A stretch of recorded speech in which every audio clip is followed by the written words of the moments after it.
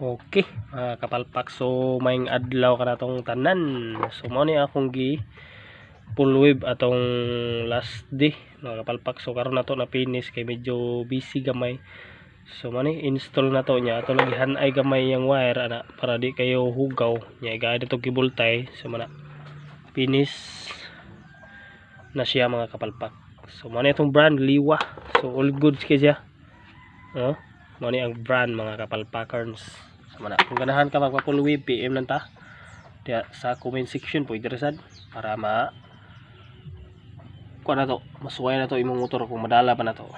So smash unit Danpex. So mana all goods atong pandaron para makita niyo if goods okay ba.